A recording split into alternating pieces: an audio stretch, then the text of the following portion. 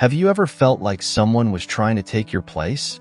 What if your cousin started copying every aspect of your life, even infiltrating your work and home? Today, you'll hear Emma's shocking story, culminating in a devastating moment when she found her cousin with her husband. Have you faced envy or manipulation? Wondered how to regain control of your life? Stay with us to discover how Emma dealt with this betrayal and the valuable lessons she learned. How would you protect your identity in a similar situation? Emma had always had a stable and happy life. At 45, she was successful in her career as a marketing manager at a respected company and lived in a harmonious marriage with Robert, her youthful love. They lived in a cozy house in the suburbs of a big city, and Emma's routine was filled with professional commitments, leisure moments with friends, and the comfort of a loving home. One day, Emma received an unexpected message from her cousin Kate, with whom she didn't have frequent contact. Kate announced that she was moving to Emma's city, claiming she needed a change of scenery after some turbulent years. Emma, being the welcoming and generous person she was, offered to help Kate settle in. On the day of Kate's arrival, Emma met her at the train station.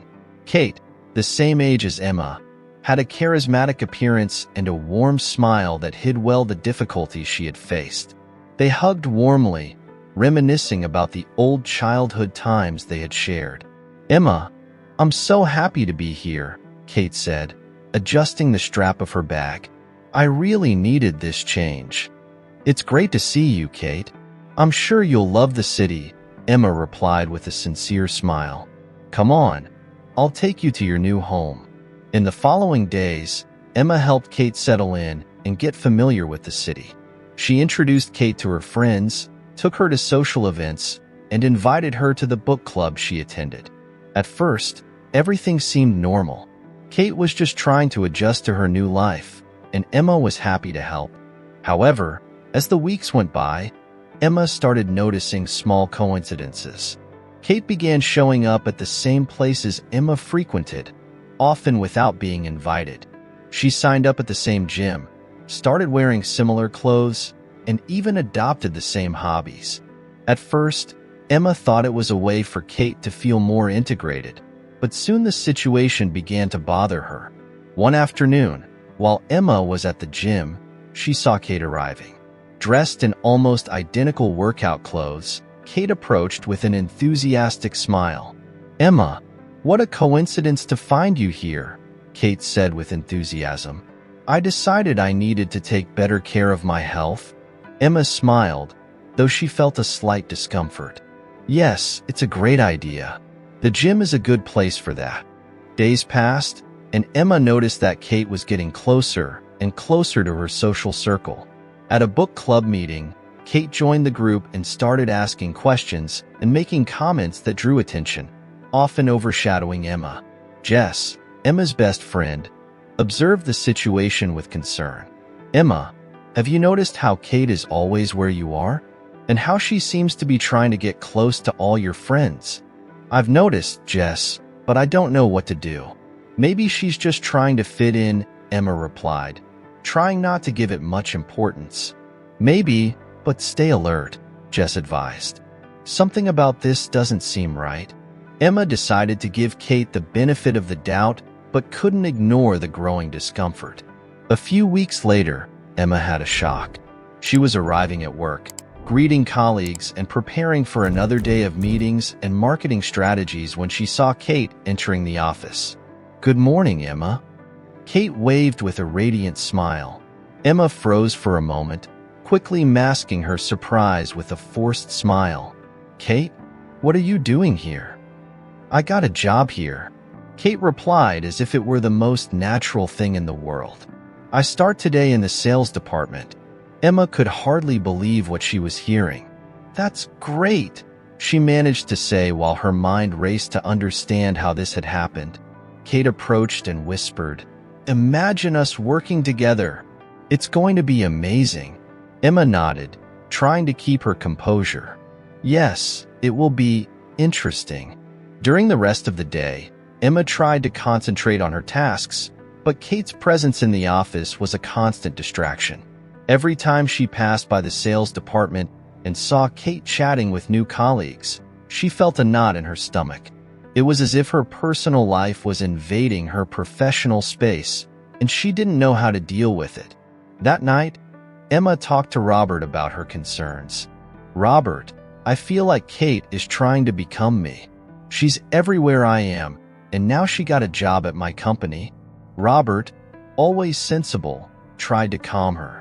"Emma, maybe she's just trying to adapt. You've always been an inspiration to her." "Maybe you're right, but something doesn't feel right," Emma replied with a sigh. With Robert's words in mind, Emma decided to be patient and observe a little longer. However, the feeling of invasion and Kate's growing presence in all aspects of her life were starting to weigh on her mind. Kate's silent invasion continued, and Emma knew that sooner or later, she would have to face the truth about what was happening. Kate's presence at the company began to disturb Emma in unexpected ways, but initially, Emma tried to see the positive side. Kate proved to be helpful, proactive, and kind, quickly gaining the sympathy of everyone in the office. Emma even started to enjoy the idea of having her cousin around. In the office, Kate seemed to shine. She helped coworkers, brought new ideas, and always seemed in a good mood.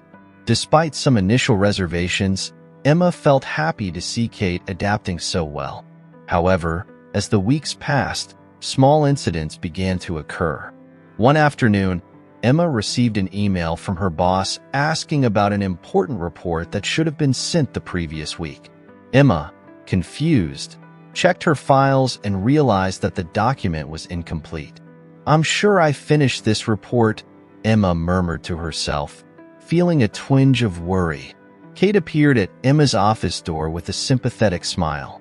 "Everything okay here?"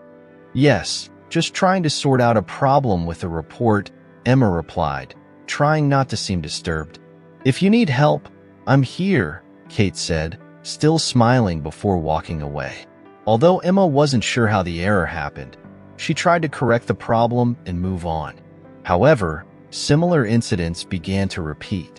Important documents disappeared, unsent emails were found in the drafts folder, and Emma started feeling increasing pressure. Outside of work, Kate was equally charming. She started befriending Emma's friends, frequently being invited to happy hours and outings around the city.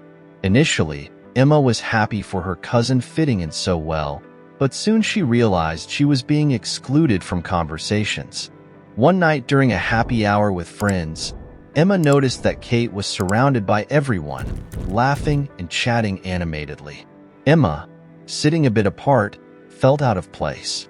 Even when she tried to join the conversation, it seemed everyone was more interested in what Kate had to say. Robert, who had always been an understanding husband, began to notice Emma's change in behavior. "Emma, are you okay?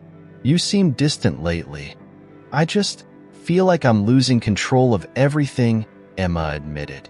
"Kate is everywhere, and it's like I'm being pushed out of my own life." Robert held Emma's hand, trying to comfort her. "Let's try to understand what's happening. Maybe it's just an adjustment phase for everyone. Give it a little more time." Emma tried to follow Robert's advice, but the feeling of isolation and discomfort only grew. She decided she needed to confide in Jess, her best friend and confidant. That afternoon, Emma and Jess met at a cafe. Jess was already waiting at a corner table, and when Emma sat down, she noticed the concern in her friend's eyes. "So, Emma, what's going on? You sounded pretty shaken on the phone," Jess said, holding Emma's hand. Emma sighed deeply before starting to speak. "It's Kate. She's everywhere I am. At work, among my friends. At first, I was happy she was adjusting, but now I feel like I'm being pushed out of my own life." Jess frowned. "Do you think she's doing this on purpose?" "I don't know, Jess. Maybe." Everything started to feel strange when small incidents began happening at work. Documents disappearing, unsent emails. "And it always seems to be my fault," Emma confided. "That doesn't sound like a coincidence," Jess said thoughtfully. Maybe Kate is trying to sabotage you in some way. I really hope not, but I can't ignore this feeling, Emma replied, almost in tears. Let's keep a closer eye on what's happening, Jess suggested. I'll help you figure out what's behind all this. Emma felt relieved to know she wasn't alone. Thank you, Jess. I really need help dealing with this. Emma returned home that night feeling a bit more relieved after talking to Jess. But when she opened the door, she was surprised by a shocking scene. Kate was sitting in the kitchen, laughing and drinking wine with Robert. The two seemed completely at ease, as if they were old friends. Emma, finally, you're home, Kate exclaimed with a warm smile. Robert and I were just talking about work. I had such an interesting day today. Emma felt a wave of indignation rise within her. Kate, what are you doing here? Kate raised an eyebrow, feigning surprise. I just wanted to spend some time with you guys. I thought it would be nice to share how my day was. I was with Jess, Emma replied, trying to stay calm. I needed to talk to her about some things. Robert, sensing the tension, tried to intervene. Emma, don't be so hard. Kate was just updating us on how she's doing at work. It seems like she's adapting very well. Emma felt her face flush with anger. Robert, this isn't about adapting. Kate, you can't just show up here unannounced. Kate stood up slowly, maintaining her smile. Sorry, Emma. I didn't mean to cause trouble. I'll leave now. Good night. After Kate left, Robert turned to Emma with a worried look. Emma, are you okay? You seem to be overreacting. Kate just wanted to fit in. Robert, you don't understand. It's like she's everywhere, taking over everything. At work, among our friends, and now here at home. Emma exclaimed, her voice trembling with frustration. Robert sighed, trying to be rational. Maybe you're seeing more than what's really happening. It could just be a coincidence. Emma shook her head, feeling misunderstood. I don't think it's a coincidence. Something isn't right, and I need to figure out what it is. The next day, things started to get more complicated at work. Emma arrived at the office and found Kate in the meeting room, chatting animatedly with the department head. Good morning, Emma, Kate said with a smile that seemed almost defiant. We were just discussing some new projects. From today on, I'll be working in the same sector as you. Emma felt the ground open under her feet. What do you mean? When was this decided? The boss thought it would be good to have more collaboration between departments, Kate explained.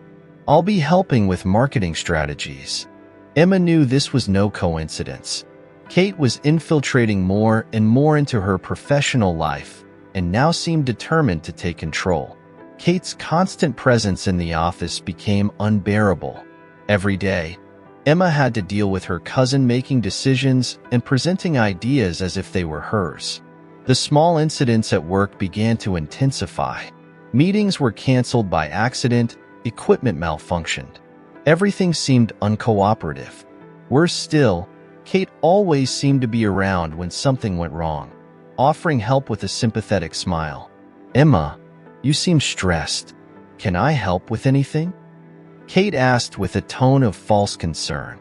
I'm fine, thank you, Emma replied, trying to maintain composure. But inside, she knew she needed a strategy to deal with the situation. The situation reached a critical point when Emma was called by her boss to discuss her performance. Emma, I've received some complaints about errors in reports and project delays. What's going on? Emma tried to explain but felt her words sounded empty. I don't know what's happening. I've been trying my best, but it seems like things are out of control. I hope you can resolve this. Otherwise, we'll have to reassess your position, the boss said sternly. Desperate and feeling isolated, Emma decided to seek Jess's advice again. She needed guidance on how to handle the situation.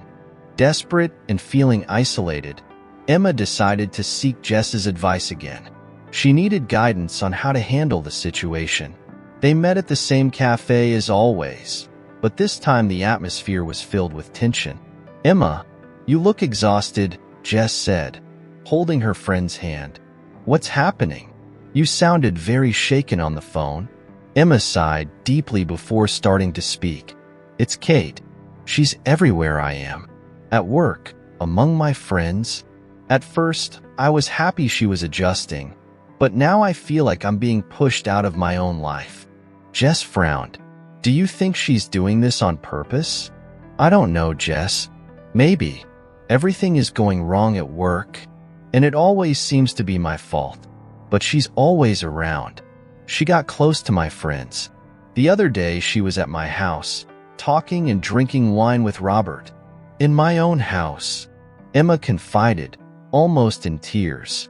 Did you find anything about her? Jess thought for a moment and then took her laptop out of her bag. I did some research on Kate, but I didn't find anything unusual. Here, take a look. She opened the laptop and showed Emma the search results. At first glance, it seemed like Kate had a typical history, but as Emma examined the details, she began to notice something strange. Wait a minute, Emma said, her eyes widening in surprise. Kate went to the same university as me, worked at the same jobs, lived in the same apartment during the internship, and even dated some of my ex-boyfriends. Jess looked at Emma, shocked. This can't be a coincidence. She's been following you for years. Emma remembered an episode from their childhood when she and Kate were inseparable. They spent many summers together at their grandparents' house, running through the fields, inventing adventures, and promising always to be there for each other. Happy memories surfaced, but at the same time, Emma began to notice signs that had previously gone unnoticed. One specific day came to mind. They were about 10 years old and playing in their grandparents' garden. Kate suggested they make a time capsule to bury in the backyard. Let's put our favorite things in here, Kate said, holding a small wooden box. So when we grow up, we can dig it up and remember these moments. Emma agreed enthusiastically. She put a drawing she had made in the box, while Kate put one of her favorite toys in it. Now it's your turn, Kate said, handing the box to Emma. Emma thought for a moment and placed a bracelet her mother had given her in the box. It was a simple bracelet, but it meant a lot to her. Kate watched Emma closely and then took the box. I'll bury it here, Kate said, choosing a spot in the garden. A few days later, Emma noticed that the bracelet she had put in the time capsule was on Kate's wrist. Kate, isn't that my bracelet? Emma asked, confused.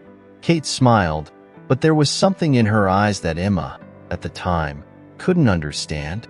I just wanted to remember you all the time, Emma, and I thought it would be better if I kept the bracelet. Emma didn't think much of it and, being a child, let it go. But reflecting now, Kate had always done this. She took her things, imitated her tastes, her hobbies. Emma felt a chill run down her spine. Everything was clear now, though it still didn't make sense. But why? What does she want? Maybe she's always envied your life, Jess suggested. It could be an obsession. She wants to be you. Emma took a deep breath, trying to process the information. That's scary, Jess. What are we going to do? We need to think carefully, Jess replied. Kate hasn't done anything illegal yet, but we need to document all this. It might be useful later. Emma nodded, feeling a bit more relieved to have Jess by her side. I'm going to talk to Robert. He needs to know this. When Emma got home, she found Robert in the living room reading a book. She approached him, still trembling, and started to explain what she had discovered. Robert, I need to talk to you. It's about Kate, Emma said, sitting next to him. Robert put the book down and looked at her with concern. What happened? Emma explained everything she had discovered with Jess, showing the disturbing pattern in Kate's life. When she finished, Robert was in shock. This is unbelievable, he said, running his hand through his hair. She's been imitating you for years. But why? I don't know, Emma replied, her voice choked. But now you believe me, right? Of course, I believe you, Robert replied, holding Emma's hands. But what can we do? Emma took a deep breath, trying to think clearly. We need to stay alert and document everything, as Jess suggested, and maybe seek professional help. This isn't normal. Robert nodded. Let's do that, and I'll be by your side every step of the way. Emma felt comforted by Robert's support, but she was still worried about what might happen next. Kate was clearly obsessed, and this couldn't end well. In the following days, Emma and Robert decided to take a more proactive approach. Besides documenting Kate's strange behaviors, they sought the help of a therapist to better understand the situation. Emma needed professional guidance to deal with the psychological pressure she was facing. During the first session with the therapist, Emma explained everything that had happened. The therapist, a calm and experienced woman named Dr. Michelle Carter, listened attentively before responding. Emma, Kate's behavior is certainly concerning. Her obsession with your life seems to have deep roots. We need to work to ensure you maintain your sanity and self-confidence while we deal with this, Dr. Carter said. Emma nodded, feeling somewhat reassured. What can we do? First, continue documenting everything. It's important to have a record, and we'll work on coping techniques so you can handle the stress. But I also recommend consulting a lawyer to understand your legal options, Dr. Carter suggested. Emma and Robert followed the therapist's advice and sought a lawyer specializing in civil law and harassment. The lawyer, Mr. Jonathan Blake, listened attentively as Emma explained the situation. Unfortunately, the situation is complicated, Mr. Blake said, frowning. So far, Kate hasn't done anything clearly illegal. She's on the edge of acceptable behavior. However, if she continues or becomes more aggressive, we can consider a restraining order. Emma felt somewhat relieved to have a possible legal solution, but knew she needed to be strong and continue asserting herself. At work, she decided to adopt a more assertive stance. Emma began to reaffirm her role in the team, ensuring that her ideas and contributions were recognized. Kate, on the other hand, became increasingly aggressive. She interrupted Emma in meetings, tried to divert attention to herself, and continued to insinuate that work errors were Emma's fault. One day, Emma was in the office reviewing important documents when Kate entered without knocking. Emma, I need to talk to you about the next project. Emma looked up, maintaining her composure. Sure, Kate. What do you need? Kate approached with a defiant look. I think you're trying too hard to keep control of everything. Maybe you should delegate more. Emma took a deep breath, deciding it was time to assert herself. Kate, I appreciate your concern, but I know how to manage my work, and I would like you to respect my space. The tension in the air was palpable. Kate narrowed her eyes. Do you really think you can keep going like this, Emma? Maybe it's time to accept that your life isn't as perfect as you think. Emma felt anger boiling inside her, but remained firm. My life is mine, Kate, and you need to find your own path instead of trying to take mine. Kate laughed, a bitter sound. You don't understand, do you? You've always had everything, and I've always been the shadow. Maybe it's time for this shadow to come into the light. Emma felt a chill. What do you mean by that? Kate stepped closer, her expression shifting from defiance to something darker. I want to be you, Emma. I've always wanted to. Your perfect life, your job, your husband, everything should be mine. Emma stood there, stunned, finally understanding the extent of Kate's obsession. You need help, Kate. This isn't normal. Kate laughed again, this time almost hysterically. Maybe I do, but until then, I'll keep doing whatever it takes to get what I want. Emma knew the situation was becoming dangerous. She needed to act before Kate could cause more damage.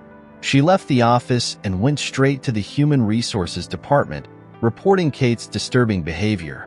Later that night, Emma and Robert discussed the confrontation. She's clearly obsessed, Emma said, still trembling. We need to do something before this goes any further. Robert held her hand. We'll seek a restraining order. and keep documenting everything. We can't let her destroy our life." With the lawyer's guidance, Emma and Robert began taking the necessary legal steps. Kate was called by the Human Resources Department and warned about her behavior. Tension at work increased, but Emma felt she was finally starting to regain control of her life. The day after the work incident where Kate had shown up with dyed hair and dressed similarly to Emma, the tension in the air was palpable. Emma was at home, trying to relax and forget the week's disturbing events, when the doorbell rang. When she opened the door, she found Kate standing there with a somber expression on her face. "We need to talk," Kate said bluntly. Emma hesitated for a moment, but opened the door to let Kate in. They headed to the living room, where the tension was thick. "Kate, what are you doing here?" Emma asked, trying to stay calm. "I'm tired, Emma. Tired of being second in everything in the family. Tired of you always being the perfect one," Kate began, her voice trembling with anger. "You've always had everything, always been the favorite. I'm tired of living in your shadow." Emma looked at Kate, surprised by the intensity of her cousin's emotions. "What are you saying, Kate? What do you want from me?" Kate took a step forward, her face contorted with pain. "Since we were children, you've always been the favorite. Our parents, our friends, even our teachers, they always praised you and compared me to you. I just wanted to be as good as you. I just wanted to be you." Emma shook her head, incredulous. "Kate, I never wanted to compete with you. I always thought we were a family, that we should support each other." "Easy for you to say," Kate retorted bitterly. "You never knew what it was like to be compared to someone all the time, never knowing if you were good enough. I've lived my whole life trying to be perfect like you, and now I lost my job because of it." In the middle of the argument, the doorbell rang again. Emma went to the door, and when she opened it, she was surprised to see Kate's mother standing there with a serious expression. "Aunt Eleanor, what are you doing here?" Emma asked, surprised. Eleanor entered the house, looking directly at her daughter. "Robert called me last night, Emma. I thought it best to come here immediately."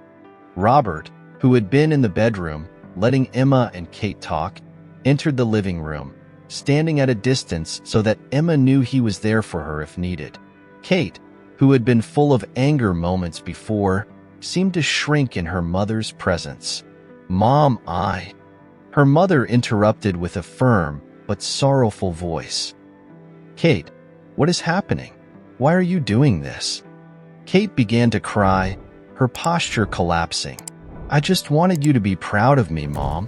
I always felt like Emma was the perfect daughter you always wanted." Kate's mother sighed, her eyes filled with sadness. "Kate, we've always wanted you to be yourself.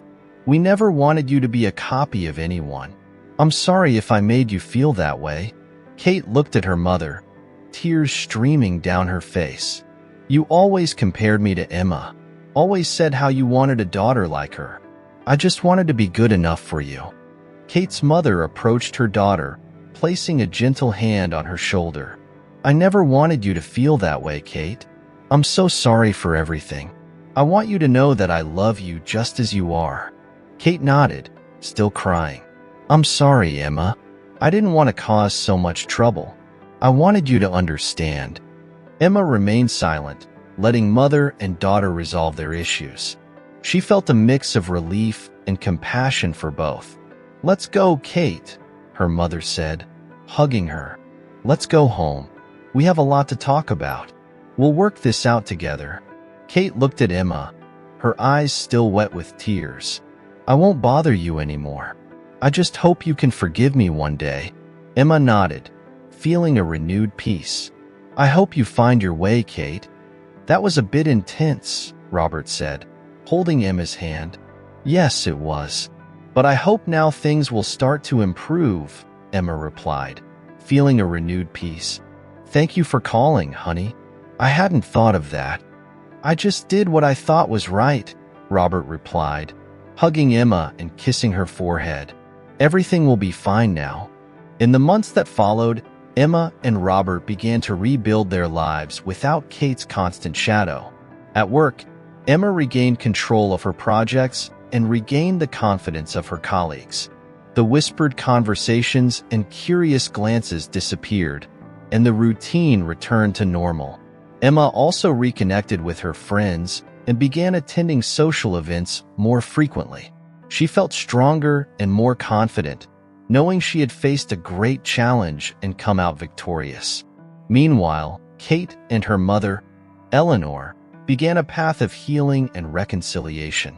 With the help of a therapist, they started dealing with past hurts and insecurities. Kate finally began to find her own identity and accept her unique qualities. One afternoon, Emma received a message from Kate, thanking her for everything and saying she was doing well in therapy. Emma smiled, feeling a renewed peace. She knew Kate's journey wouldn't be easy, but she was happy to see her taking the first steps in the right direction. Emma's life returned to normal, but she knew she would never be the same. She had learned the importance of asserting herself and protecting her own identity. She felt stronger and more secure, ready to face any challenges life might bring. Emma and Robert continued to support each other, closer than ever. They knew they could overcome any obstacle together. Above all, they were grateful to have found peace and stability again. Kate and Eleanor were also on a path of healing. Over time, they rebuilt their relationship, gaining each other's trust and trying to repair past mistakes. Although the journey was long, both were determined to move forward. One afternoon, Emma and Robert were sitting in their garden, enjoying the sun and the tranquility they had finally found. "You've been so happy lately," Robert observed, holding Emma's hand. "Yes, I think we've finally overcome this storm," Emma replied with a serene smile. "Kate sent me another message today," Emma continued. "She and Eleanor are doing well. They're getting closer every day." "I'm glad for them," Robert said. "Everyone deserves a second chance." Emma nodded. "Yes, we all do. And I'm grateful we've found our peace." Emma and Kate were never as close as they were in childhood, but they learned to have a more distant relationship where they supported each other in both successes and difficulties. If you enjoyed this story, don't forget to subscribe to the channel, like the video, leave a comment, and check out our next story.